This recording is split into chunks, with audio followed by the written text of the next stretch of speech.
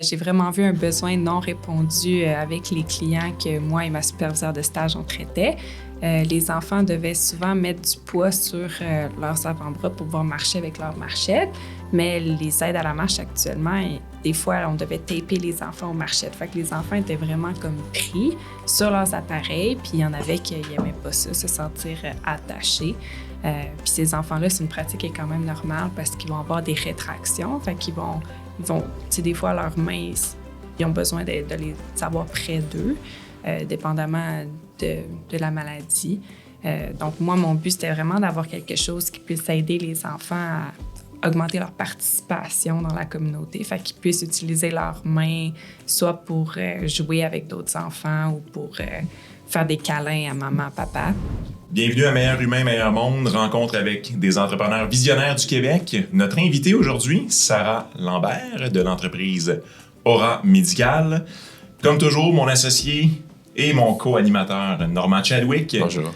Et mon nom est Tristan Laliberté. Normand et moi, tous deux du cabinet de services financiers Diversico Finances Humaines qui donnons des conseils financiers à des gens d'affaires comme Sarah. Sarah, merci d'avoir fait du temps dans ton agenda pour nous rencontrer aujourd'hui. On va faire ta bio rapidement. Sarah, tu as un parcours vraiment intéressant et clairement atypique.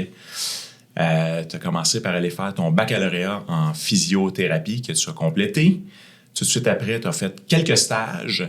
Très rapidement, tu as détecté un besoin, dans le fond, où est-ce que quand tu voulais aider la réhabilitation de jeunes enfants, notamment pour la marche, des choses comme ça, c'était très inconfortable de les tenir en même temps que d'essayer de les réhabiliter, de bien avoir façon d'inventer quelque chose. Tu as tout de suite commencé à imaginer le projet d'affaires dont tu vas nous parler aujourd'hui, mais tu as commencé par aller te doter d'autres études, fait que tu as fait un bon bout de chemin en ingénierie mécanique jusqu'à 2020. Et c'est en 2020 que tu as lancé l'entreprise Aura Médical. Co-lancé, en fait, tu as cofondé avec un associé et tu en es la présidente. Oui. Alors, et aujourd'hui, cette entreprise-là commence à prendre son envol. Ma première question pour toi, es-tu physiothérapeute, ingénieur ou entrepreneur? Je suis entrepreneur. Puis ça m'a pris quelques années avant de vraiment affirmer haut et fort que j'étais entrepreneur parce qu'on dirait que je voulais vraiment soit m'associer, soit OK, je suis physio ou je suis ingénieur. Fait que, tu sais, je m'associais vraiment avec mon parcours académique. Mais la réalité, c'est que j'étais vraiment beaucoup plus passionnée par ma mission qui était avec la compagnie Aura Médical. Donc, maintenant, je suis vraiment fière de m'associer avec le titre d'entrepreneur. Et bravo de l'habiter aussi. D'ailleurs, la mission, ça me tente de l'aller parce que je l'ai imprimée, je l'ai trouvée très belle. Ma mission personnelle est de permettre aux patients handicapés de retrouver la capacité de marcher. Mon expérience dans le domaine de la physiothérapie a illustré le manque d'accès aux soins de réhabilitation quotidienne pour les personnes ayant des limitations de mobilité. Explique-nous un petit peu, justement, comment tu as vu ce besoin-là par tes yeux de physio, premièrement, puis comment tu y as, tu es en train de répondre aux besoins autant par tes yeux d'entrepreneur qu'un peu les aspects mécaniques là, que tu as été chercher. Oui, donc tout a commencé là, quand j'étais, peut-être 2017, j'étais en stage, j'avais un stage en physiothérapie pédiatrique. J'ai vraiment vu un besoin non répondu avec les clients que moi et ma superviseure de stage on traitait. Les enfants devaient souvent mettre du poids sur leurs avant-bras pour pouvoir marcher avec leurs marchettes, mais les aides à la marche actuellement, des fois, on devait taper les enfants aux marchettes. Fait que les enfants étaient vraiment comme pris sur leurs appareils, puis il y en avait qui n'aimaient pas ça, se sentir attachés. Puis ces enfants-là, c'est une pratique qui est quand même normale parce qu'ils vont avoir des rétractions. Fait qu'ils vont tu sais, des fois, leurs mains, ils ont besoin de les avoir près d'eux, dépendamment de la maladie. Donc, moi, mon but, c'était vraiment d'avoir quelque chose qui puisse aider les enfants à augmenter leur participation dans la communauté, fait qu'ils puissent utiliser leurs mains, soit pour jouer avec d'autres enfants ou pour faire des câlins à maman, papa. Donc, tu sais, d'avoir quelque chose qui pouvait vraiment utiliser leurs mains puis pas se sentir pris sur leurs appareils. Puis j'étais vraiment passionnée par tout ce qui était exosquelette, puis tout ce qui était innovation. Puis moi, je me voyais, là, j'étais comme, ouais, je vais faire des exosquelettes dans ma vie, c'est 100% ça que je veux faire. Puis je veux aider les patients, je veux aider les enfants. Fait que c'est pour ça que j'étais comme, OK, je vais aller en génie mécanique, puis je vais créer ce produit-là que je voyais dans ma tête. Là. J'étais comme, je vais imiter ce que le physio fait en thérapie. Comme ça, je vais pouvoir aider les parents à la maison qui, des fois, ne savent pas vraiment quoi faire. Ils ne peuvent pas aller voir le physio à tous les jours, des fois. Fait que, d'aller voir le physio à tous les jours, ça prend beaucoup de temps, ça prend beaucoup... c'est quand même demandant. Fait que d'avoir un produit qui savent que mon enfant va quand même s'améliorer à la maison avec le Livity, qui est notre produit. C'était vraiment ça, la vision que j'avais. Puis là, je suis allée en génie mécanique après. Au début, je pensais pas que ça allait avoir l'air de ce que ça a l'air maintenant. J'étais comme juste sur les exosquelettes, puis j'allais faire des exosquelettes. Puis j'ai joint la société technique dans le temps, ça s'appelait Métis. Fait que c'est un regroupement étudiant où est-ce qu'on était peut-être une vingtaine, entre 20 et 30. Puis on faisait des exosquelettes. Fait qu'on faisait au début un exosquelette brachial. Fait que ça a été notre premier projet à Polytechnique. On a fait un autre projet qui était une douche automatisée pour les résidents en CHSLD. Fait que, tu sais, vraiment innovation. Puis c'est là que j'ai rencontré mon cofondateur, Louis Saint-Pierre, qui était le directeur de la Société technique. Okay. Puis moi, j'étais la VP compétition dans le temps. Fait que c'était moi qui pitchais. Puis, on participait à différents prix, différents concours pour avoir des prix puis des bourses. Donc, on commençait à les gagner. Puis là, c'était tout le fun. Puis là, c'est là que Louis était en train de graduer. Puis là, il était comme, Sarah, j'aimerais ça partir de ma compagnie. Puis là, j'étais comme, moi, j'ai peut-être une idée. Tu sais, j'ai pensé à ça avant que je vienne en génie. Puis j'avais cette idée-là de reprendre le poids du patient, fait que vraiment d'imiter la thérapie manuelle, comme le soutien que le physio ou le parent ferait en tenant l'enfant. Comme ça, lui pourrait utiliser ses mains. Fait que ça, c'est la première idée que j'avais pitchée à Louis. Puis on était dans l'autobus de Québec à Montréal dans ce temps-là. On venait de participer à un prix à Québec. Puis c'est là qu'il a dit, OK, on le fait.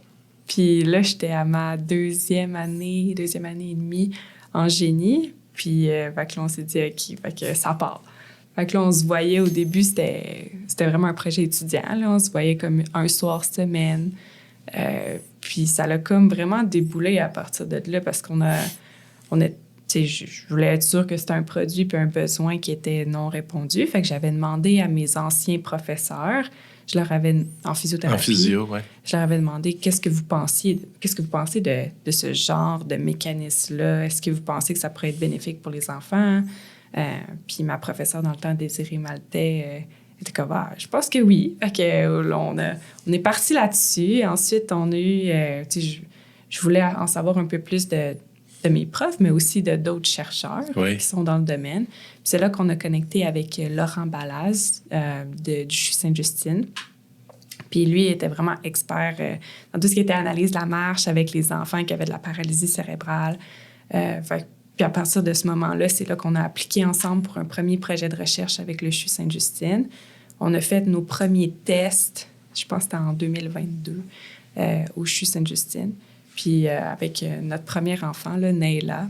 Puis Nayla était absolument parfaite. Là. La première fois qu'on avait essayé le produit avec Nayla, elle avait vraiment une meilleure posture de marche comme instantanément parce qu'elle était comme repris au niveau des hanches. Ses jambes étaient un peu mieux alignées.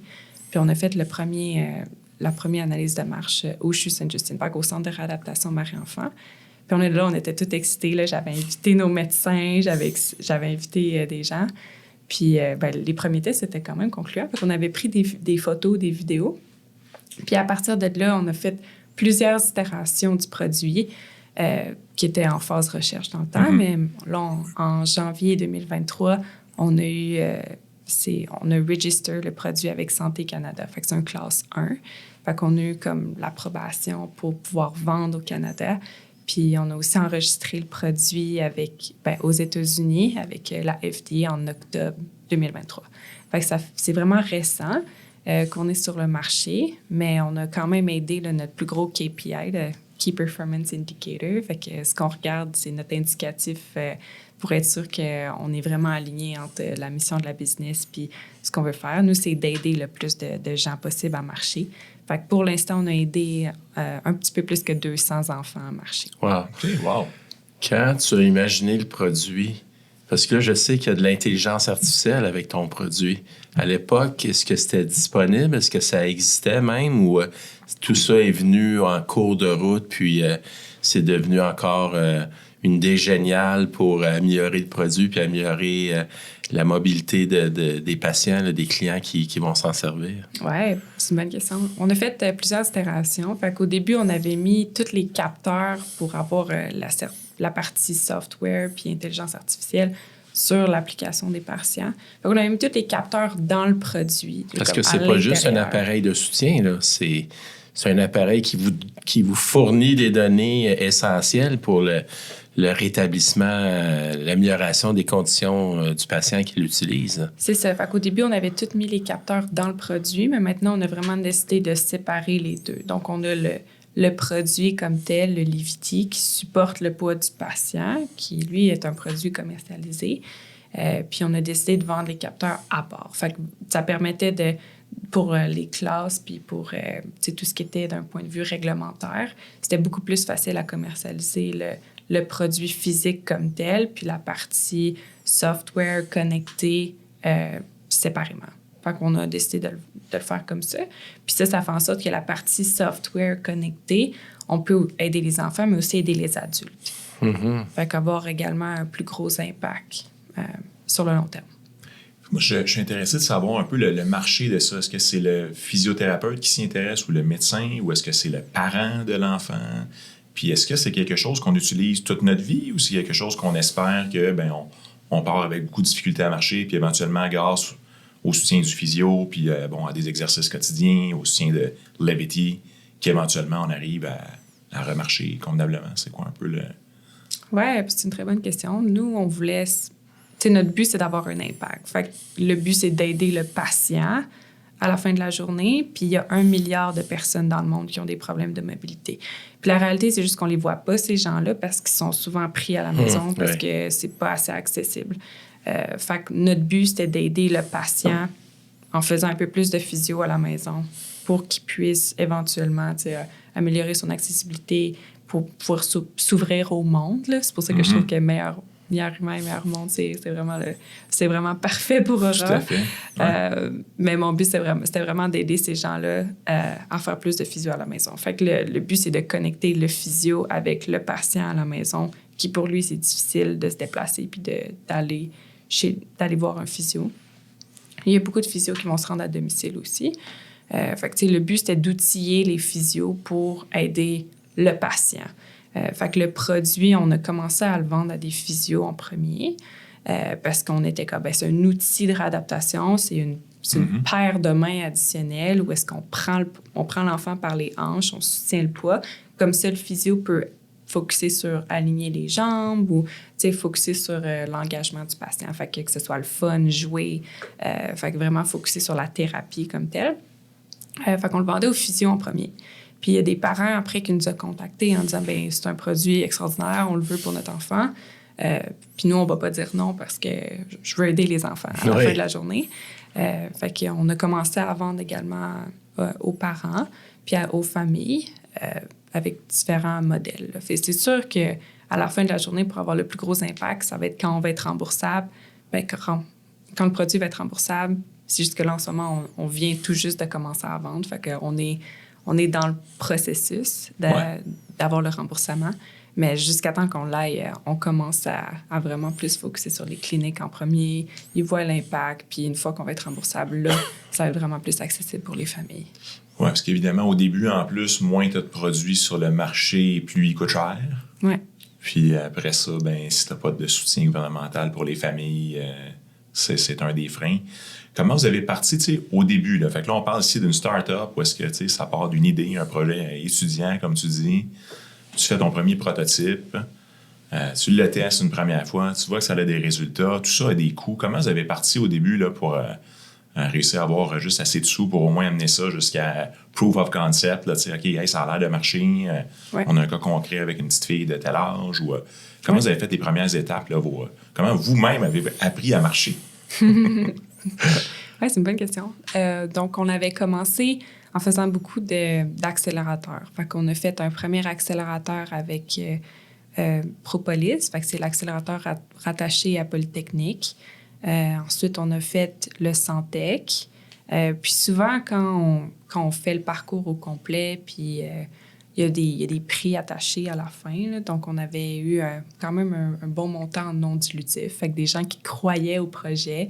Puis le soutien gouvernemental aussi. Fait qu'on allait chercher des subventions, un petit peu de bourse. Puis on avait eu notre premier bureau Santec. Fait que ça fait quand même quelques années. Je pense que ça faisait... Ouais. Ça fait quelques années. Ça fait 4 ans, là, la semaine passée, qu'on a célébré Aura. Puis après notre première année, on avait notre bureau Santec. Fait que ça fait quand même 3 ans. Quand tu parles d'accélérateur, juste préciser, parce que c'est pas tout le monde qui sait qu'est-ce que c'est qu'un accélérateur. C'est des programmes, justement, pour propulser l'entreprise, obtenir un peu de levée de fonds ou... explique-nous un petit peu comment l'accélérateur est venu vous aider là, dans les premiers pas de l'entreprise. Oui, fait qu'un accélérateur, c'est comme un programme où est-ce qu'ils vont avoir plusieurs compagnies qui vont, par cohorte, faire un programme qui va les aider à se propulser. Donc, vraiment aller chercher un certain soutien, soit en apprendre plus sur les finances d'entreprise. Comme moi, j'ai jamais participé. C'est ma première compagnie. Mes parents n'étaient pas entrepreneurs. Fait que, il y avait vraiment personne pour m'aider puis me guider au début.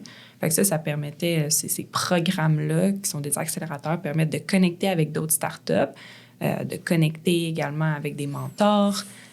Puis moi, c'est là que j'ai rencontré Martin Guénaud qui nous a introduits.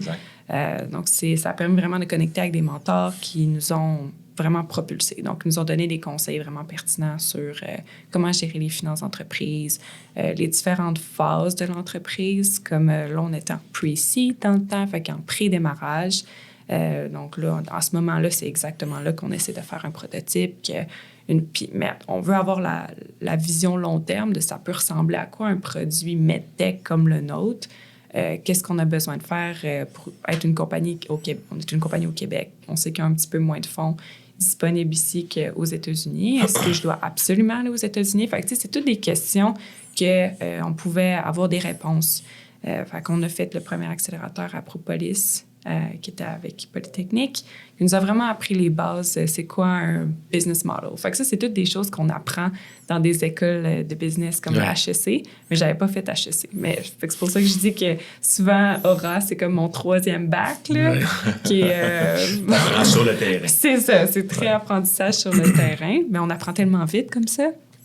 Fait que j'ai tellement rencontré plein de mentors puis de gens exceptionnels qui nous ont juste pris sur leur aile, puis étaient comme, Sarah, c'est comme ça qu'on fait. Fait que là, ils me donnaient tout le knowledge que j'avais besoin pour d'aller chercher ces certaines étapes-là.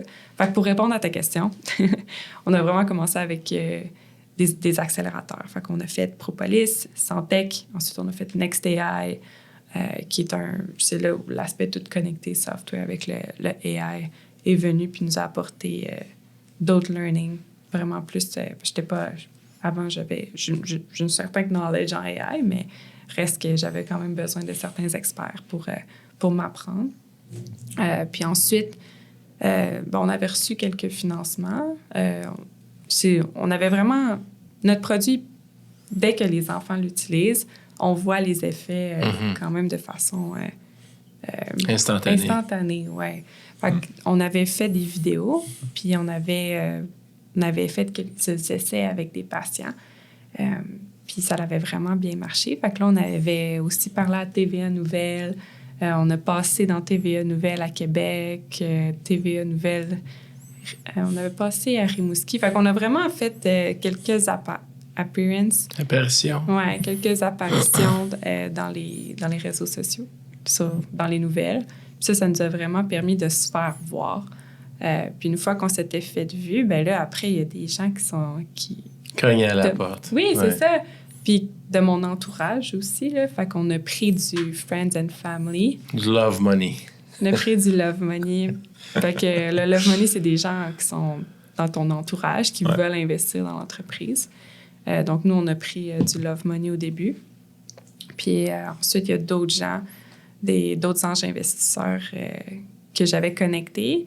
puis qui étaient dans mon domaine. Puis là, je leur avais dit, est-ce que vous voulez faire partie de cette aventure, exactement. Donc, puis ça leur tentait. Puis on a une belle mission, fait qu'on était comme, on va faire ça ensemble. Puis finalement, nos anges se sont connectés avec d'autres anges. Puis, fait qu'on a fait notre première ronde de pré-démarrage avec des anges investisseurs. Puis ensuite, on a fait une plus grosse ronde qu'on vient de closer en mai, qui est notre ronde de financement de démarrage. Donc, on a closé un total de 2,4 millions avec du non dilutif. Puis, au total, on est allé chercher 2 millions en non dilutif. Wow. Fait que...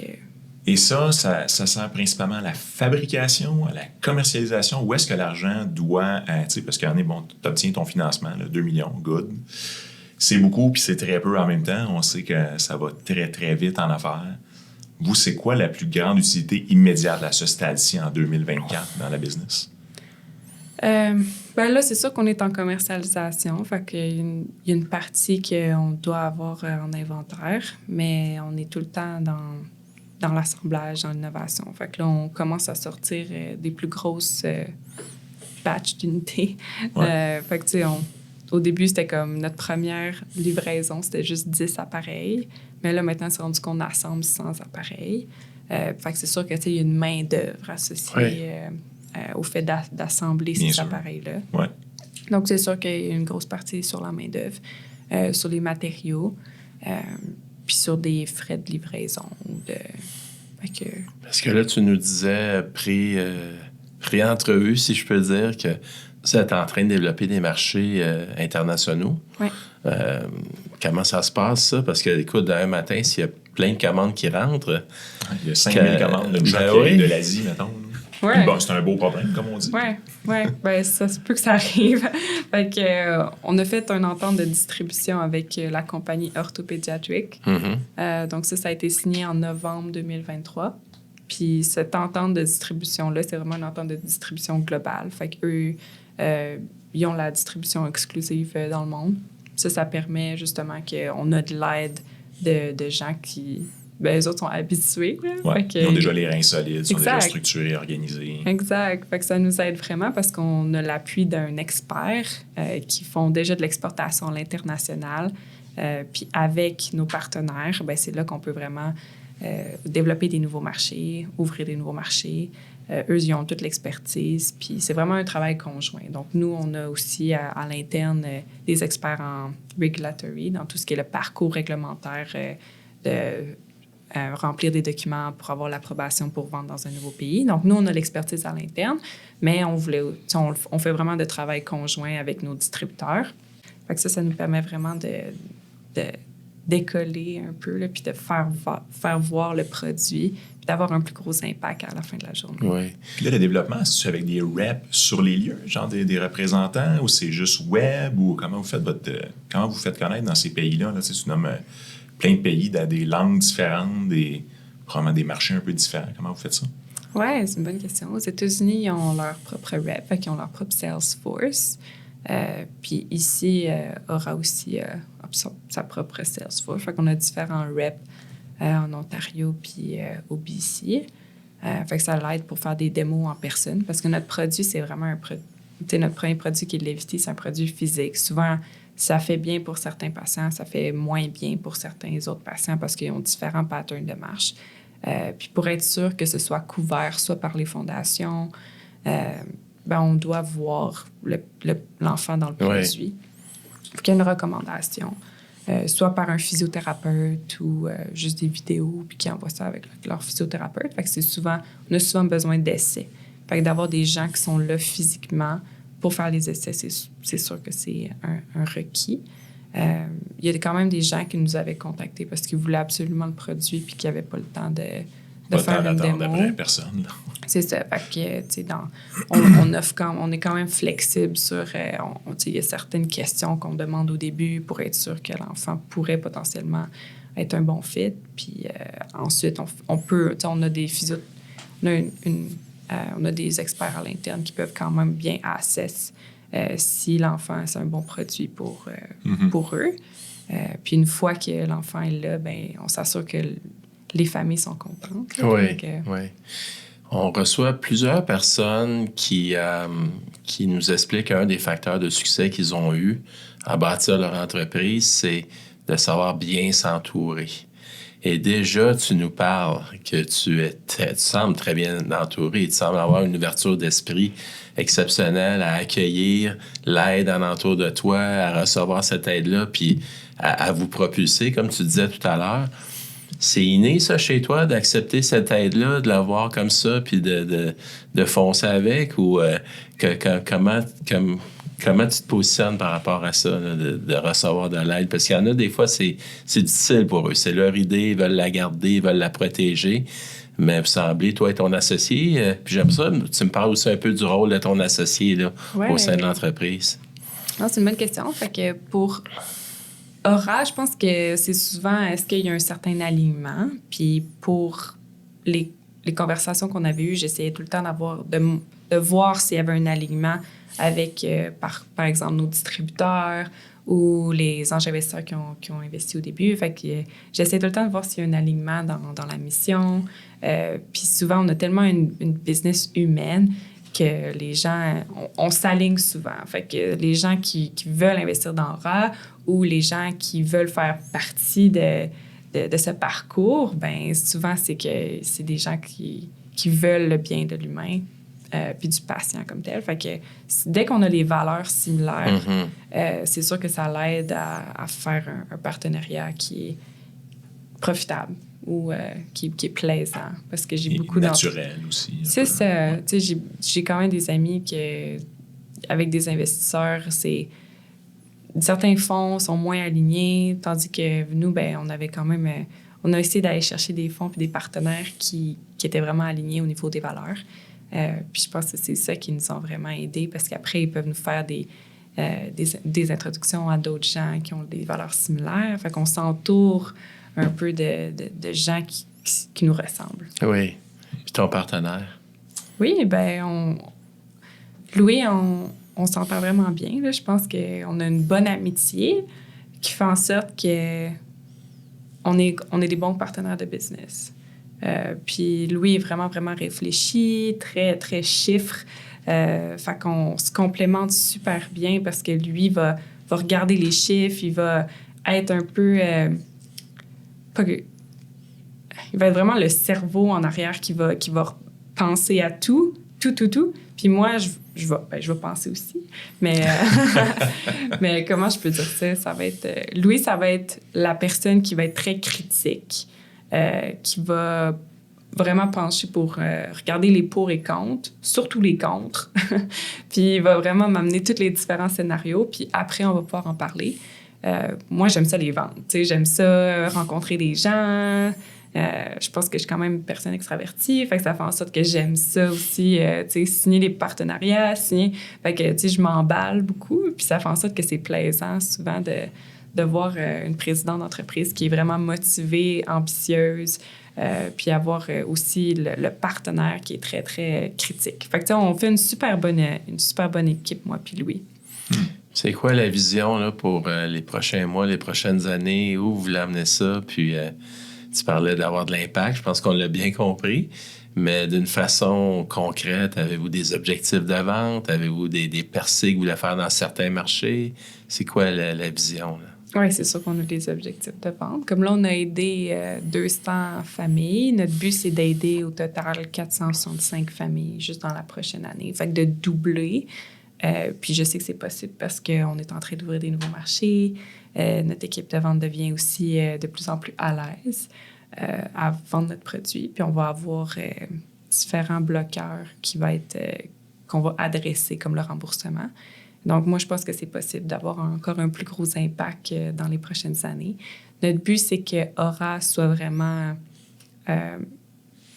on veut que, quand on pense à Aura Médical, on pense à l'accessibilité des soins. On pense à... fait qu'on veut vraiment mettre Aura sur la map puis de vraiment avoir un gros potentiel de continuer à croître dans les prochaines années. Ça fait quelques fois que tu nommes l'aspect du remboursement puis que ça semble être un vecteur qui pourrait vraiment propulser ta mission. Oui. Juste pour nous positionner un peu, probablement, disons, moi, je suis le père d'un enfant là, qui aurait besoin de Lavetti. Combien ça se vend aujourd'hui en 2024? Fait que pour une famille au Québec, c'est 8 000 OK. Fait que ça vient avec 2 différents supports de poids, avec tout le matériel, tous les différents features que l'enfant aurait besoin. Puis ce qui est le bien de l'appareil, c'est que ça fait pour les enfants de 3 à 12 ans. Fait que c'est un rail linéaire à l'arrière. Ça fait en sorte que quand l'enfant grandit, le produit grandit avec lui. Fait qu'au lieu de tout le temps changer leurs appareils à tous les 2-3 ans, maintenant, on peut avoir un appareil sur toute la durée d'enfance, un peu, de l'enfant. Fait que d'avoir quelque chose qui permettait de ne pas avoir à changer à tous les 2-3 ans. Fait qu'au niveau des assurances, c'est sûr que c'est un point qui permet un bon point de vente là, qui permet aux assurances OK, ben on fait le processus maintenant, mais on n'aura pas à le faire à toutes les années. Donc, d'avoir cet aspect-là, c'est sûr que quand on y pense, 8 000 $, c'est plus cher que d'autres appareils sur le marché qui sont déjà remboursés, mais qui sont sur le marché depuis environ 50 ans. Mais c'est aussi beaucoup moins dispendieux que d'autres appareils dans certains centres de réadaptation. Fait que les supports partiels de poids là, qu'on voit habituellement sont attachés au plafond. Okay. Fait que, tu sais, c'est des gros systèmes, je pense, comme le Locomat, qui sont très dispendieux. Fait qu'on parle environ de 500 000 dollars. Ouais. Puis je pense que, il y en a un au Québec. Fait que, tu sais, il n'y en a pas beaucoup parce que c'est des produits qui sont très, très, très, très dispendieux. Je pense que le Zero G System, c'est 250 000 dollars. Fait que des produits qui, normalement, c'est très, très axé réadaptation, mais qui sont même très dispendieux. Fait que gros système qu'on n'est pas capable de transporter à la maison. C'est ça, exact. Mais on peut quand même souvent laisser avec les adultes. Mais mon but, c'était d'avoir un support partiel de poids qui n'avait pas besoin d'être attaché au plafond, mais beaucoup plus compact, qui fait en sorte que le parent pouvait l'apporter à la maison puis d'avoir un peu les mêmes bénéfices que s'il était allé au centre de réadaptation puis qu'il avait mis l'enfant sur le support partiel de poids. Donc, tu as le gouvernement qui peut intervenir, tu as les assureurs privés qui peuvent intervenir. Sinon, dans d'autres juridictions, d'autres pays qui n'ont pas ce genre de support-là, est-ce que vous pouvez offrir du financement pour à l'achat de l'appareil, location, etc., ou vous êtes rendu dans ce mode-là de commercialisation, d'accessibilité au paiement, disons? Oui. Au Québec, on a essayé d'être le plus accessible pour nos familles, surtout au début. Après, c'est le financement. On a eu des histoires où je pense qu'il y avait une famille qui ont juste arrêté de nous répondre puis de payer. Fait qu'on essaye de se détacher un peu de ça, juste parce qu'après, c'est plate des histoires comme ça, mais ça fait en sorte qu'on peut pas aider d'autres familles s'il y a des familles qui arrêtent de payer. Fait que c'est arrivé une fois, fait que ça nous a comme freiné un peu. Tu sais, sur toutes les ventes qu'on a faites, ça nous affecte pas beaucoup, mais ça fait en sorte que on veut avoir une certaine confiance dans nos utilisateurs. Puis on n'a pas beaucoup de bandwidth pour regarder s'ils ont le budget vraiment pour faire un plan de financement. Fait qu'il faudrait le faire avec un autre party. Oui. Je me dis, si je suis capable d'aller chez Tanguay et d'acheter un paquet d'électroménagers sur Accédé, peut-être je pourrais acheter un Lavetti sur Accédé, non? Oui, c'est ça. Fait que ça va être de travailler avec des banques, puis ça va être de travailler avec d'autres gens. Parce qu'on est encore une start-up. Puis, nous, on a besoin de ce revenu-là. Tout à fait. Immédiatement. Oui, c'est ça. Puis, y a-t-il des marchés actuellement où est-ce qu'il y a du remboursement, soit gouvernemental ou autre, ou les assureurs privés, comme dit Normand, soit aux États-Unis, soit ailleurs dans les différents pays que tu as nommés, ou ailleurs dans les autres provinces, même au Canada? Oui, on est dans le processus. Donc, ça prend quand même du temps. Oui, ça c'est. Puis, on devait faire certains tests. Comme, je pense que c'est en Ontario, on doit faire un test avec... l'appareil doit faire plusieurs centaines de milliers de cycles avec le produit. Fait qu'on devait faire ces tests-là. Puis on doit après avoir des physiothérapeutes qui signent comme quoi ils approuvent le produit puis qui pensent que c'est un appareil qui doit être remboursé par les assurances. Fait qu'on on est rendu à la fin du processus en Ontario. Là, fait qu'on a on est vraiment confiant qu'on va être capable d'avoir le remboursement d'ici la fin de l'année en Ontario. Ça change la game pas juste un peu, là, j'imagine? Oui, c'est ça. Ça serait plein remboursement si vous réussissez votre coup.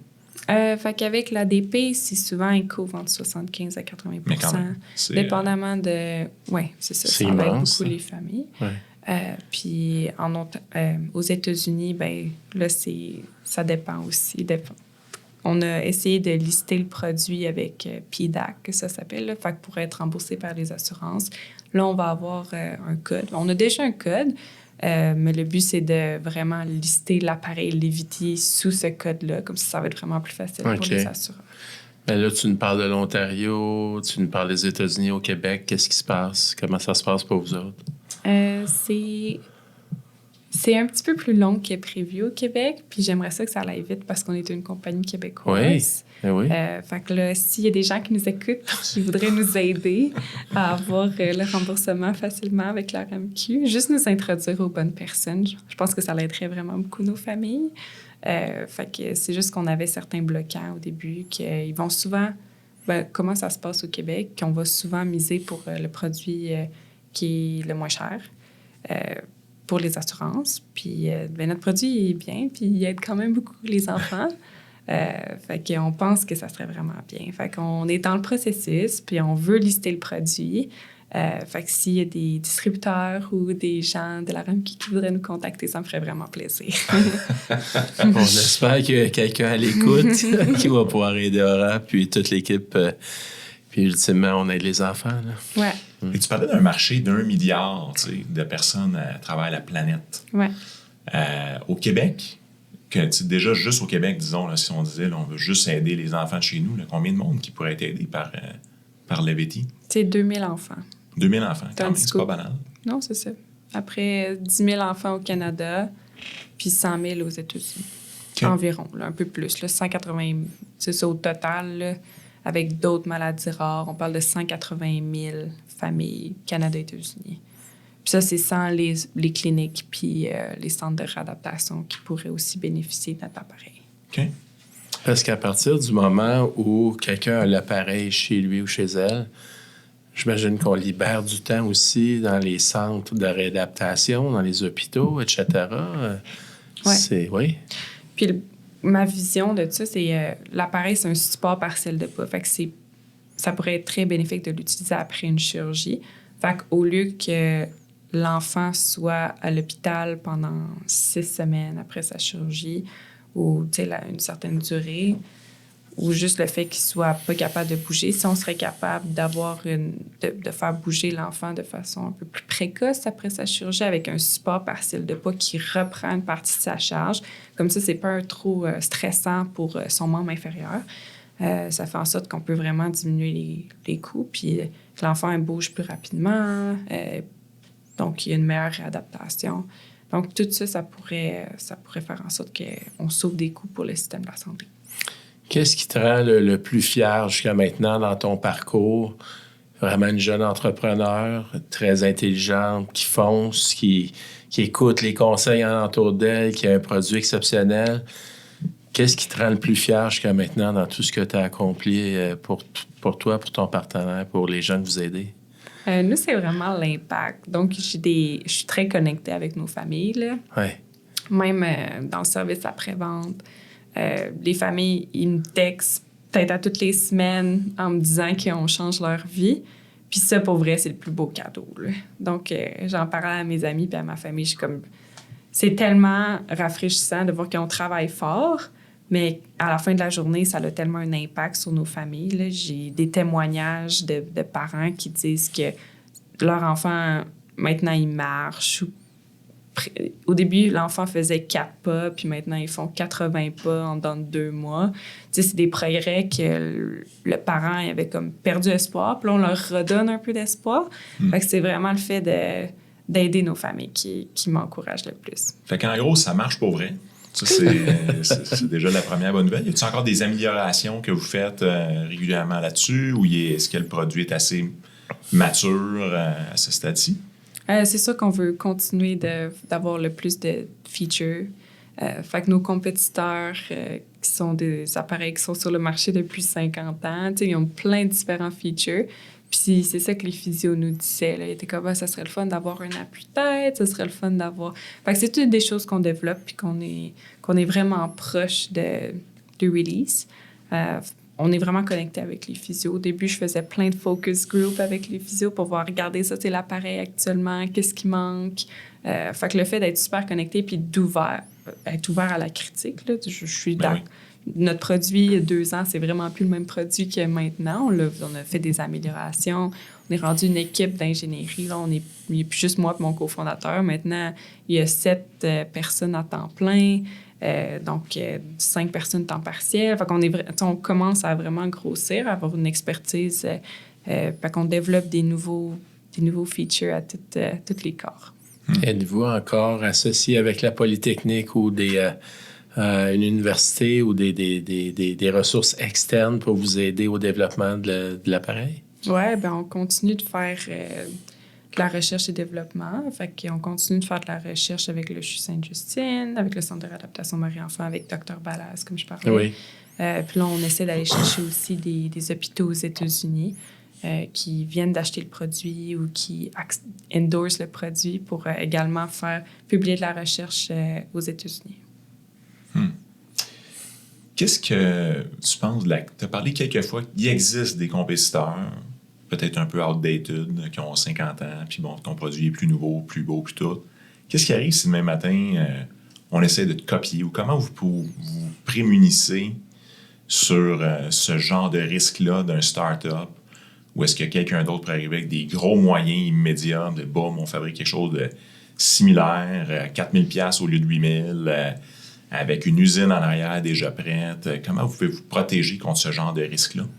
Nous, on a un brevet sur la partie dynamique du système, fait que sur le support partiel de poids. Fait que ce qui fait en sorte que l'enfant peut bouger de haut en bas, d'aller chercher des choses au sol, puis qu'il reprend une partie de son poids. C'est la partie qui différencie le plus le Levity de d'autres appareils sur le marché. Donc, on l'a vraiment protégé avec une firme d'avocats qu'on travaille avec eux depuis plusieurs années. Fait qu'on a fait tout le processus, puis là, on vient d'avoir le brevet en décembre dernier.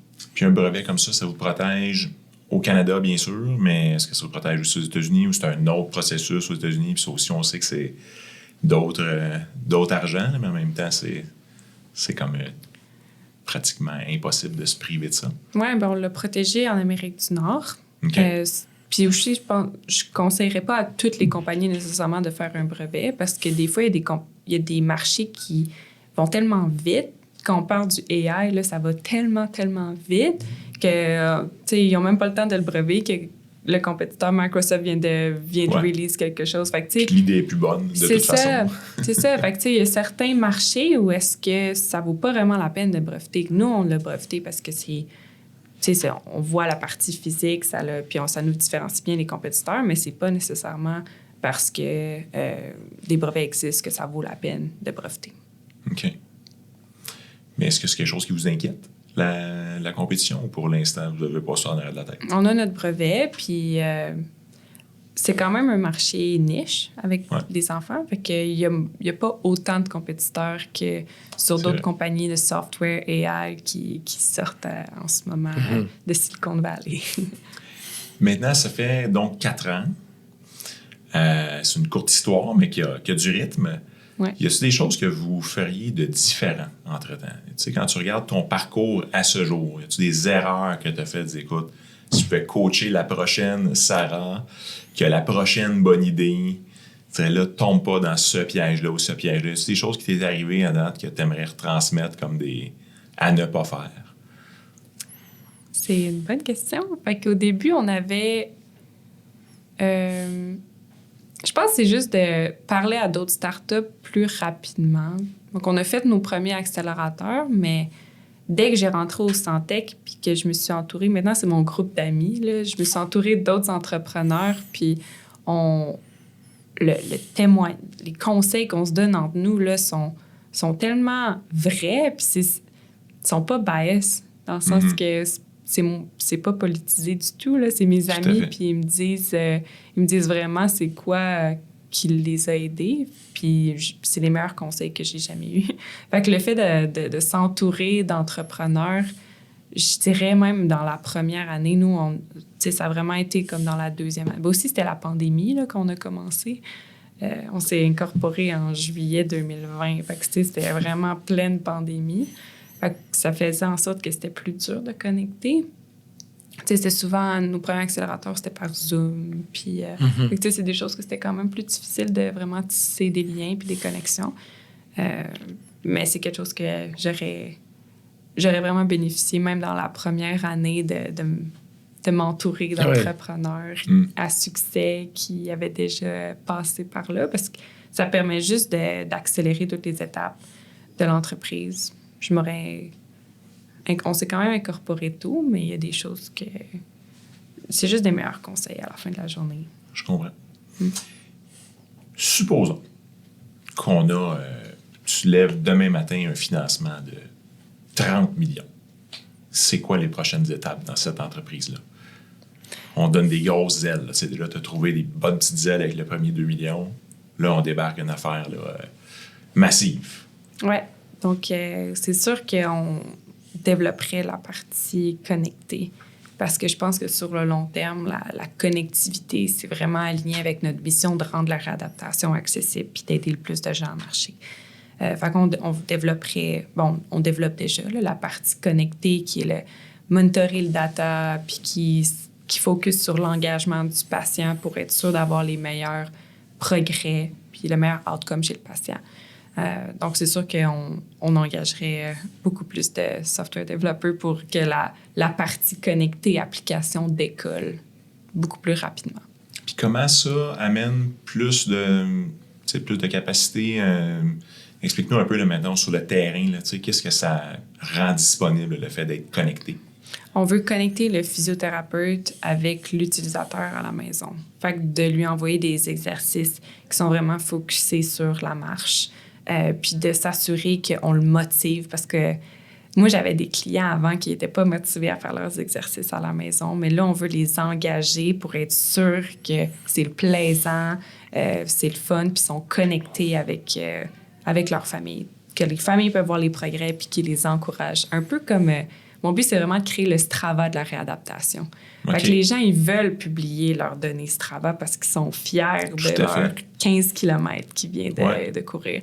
Fait que de faire ça pour les patients qui ont des problèmes de mobilité, pour les encourager, puis vraiment de créer une plateforme, comme j'ai dit, de communication, d'encouragement, puis aussi de valorisation des données pour que les physiothérapeutes puissent donner un meilleur traitement à distance. Très intéressant. J'aime beaucoup ça, le Strava de la réhabilitation. Je trouve ça vraiment, vraiment intéressant. Est-ce que c'est quelque chose que tu as sorti comme ça de ta tête? Ou Non, ça fait longtemps que j'en parle à toute l'équipe. Le Strava de la réadaptation, c'est ça, le long-term vision.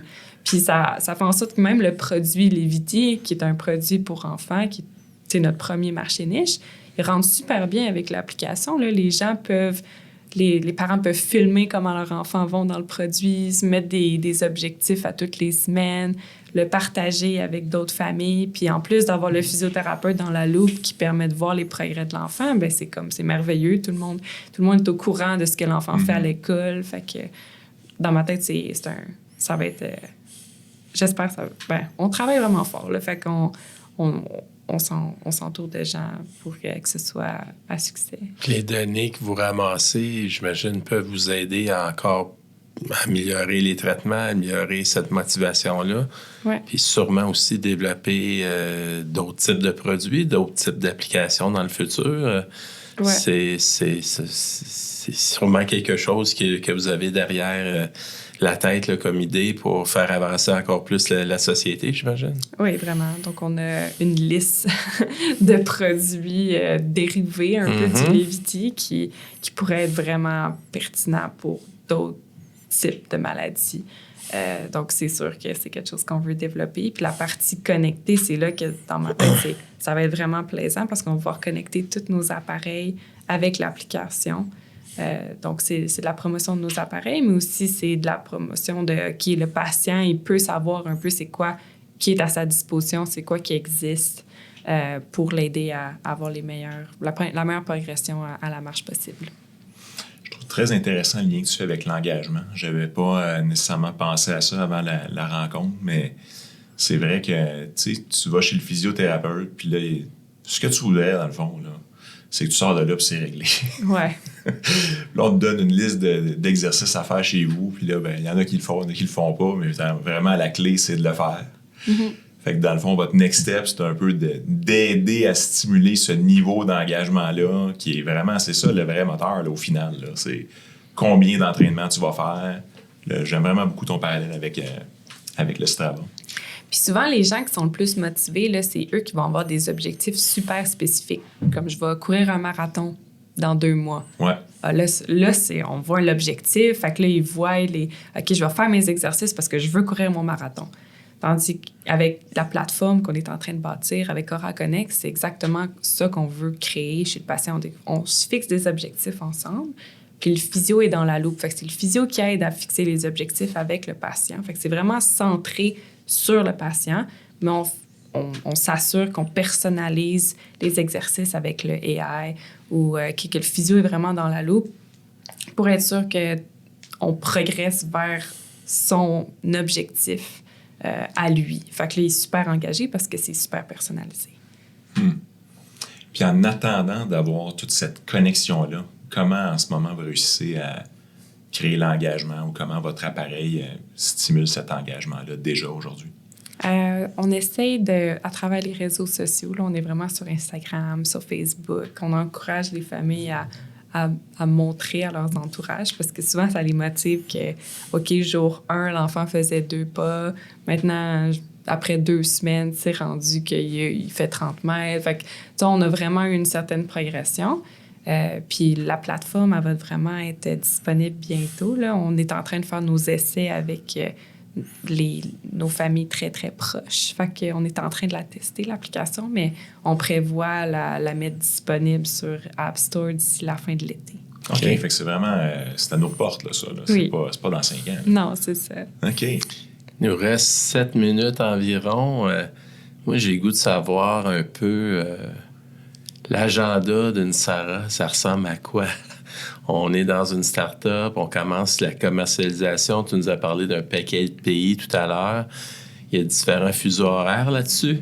Est-ce que tu sens que tu fais des sacrifices ou pour toi, c'est naturel puis ton agenda est bien rempli? Donc, la journée de Sarah ressemble à quoi? Puis, est-ce que tu crois que tu fais des sacrifices en ce moment? Je pense que tout entrepreneur qui est vraiment passionné va faire des sacrifices sans s'en rendre compte. Mm-hmm. Juste parce que j'aime tellement ce que je fais que ça me dérange pas de travailler la fin de semaine. J'aime ça, là. C'est comme... Dans le fond, tu travailles faut que jamais. je parle aux familles, genre, c'est parfait. Ouais, c'est ça. J'ai un peu l'impression de jamais travailler ou de parler à nos partenaires. Je veux dire, c'est ça que je veux faire. D'aligner tout le monde sur une mission, puis let's go, on le fait ensemble. C'est ça que j'aime à la fin de la journée. Fait que j'ai pas... C'est ça que je parlais à mes parents parce que j'étais que, ils m'ont vraiment aidé sur tout le parcours, mais j'aime tellement ce que je fais que j'ai pas l'impression de travailler. Fait que c'est le fun parce que on est en train de vraiment construire quelque chose. Fait que c'est sûr que c'est des sacrifices. Mais à la fin de la journée, c'est beaucoup de voyagement. Comme je pense on est en train d'ouvrir, de faire valoir le produit aux États-Unis. Je pense que j'ai compté là. En mars, avril, mai, j'ai comme fait 13 villes en 3 mois. Fait que on voyage vraiment beaucoup. Je voyage vraiment beaucoup parce que je veux faire connaître le produit. Je veux rencontrer des docteurs renommés qui vont permettre en sorte de parler aussi du produit. Donc là, ça n'arrête pas. Fait que là, dans 2 semaines, je m'en vais à Houston pour une conférence. Puis encore là, de faire valoir le produit, d'essayer avec des familles. Les familles aiment ça, souvent parler aux fondateurs.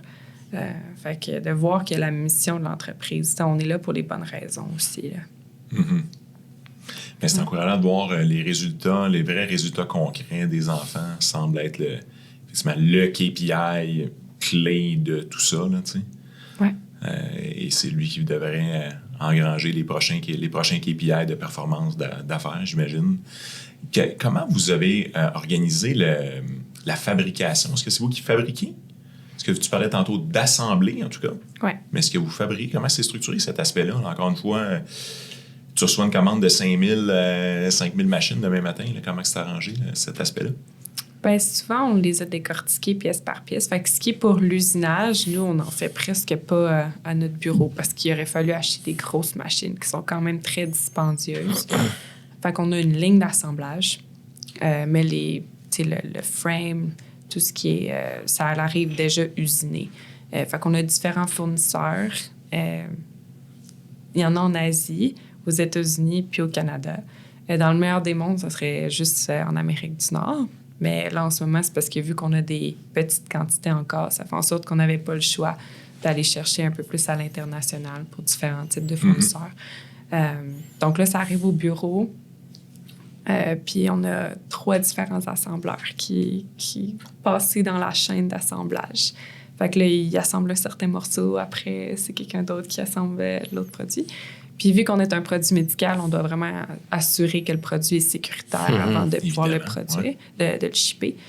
Donc, on a des gens en qualité qui regardent le produit une fois qu'il est assemblé, s'assurent qu'ils répondent à certains tests. Puis s'ils répondent aux tests, bien là, on peut le mettre dans les boîtes puis l'envoyer chez la clinique ou le patient. Donc, du moment où vous recevez une commande puis que le produit est livré, ça peut prendre combien de temps en ce moment?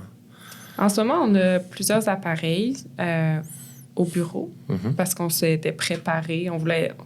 Mon cofondateur, il est tout le temps prêt. Fait on était prêt. Là, en ce moment, on est prêt parce qu'on ouvre plusieurs marchés. Puis on va avoir le remboursement vraiment bientôt. Fait que c'est pour ça qu'on voulait être sûr qu'on ait une certaine quantité d'appareils.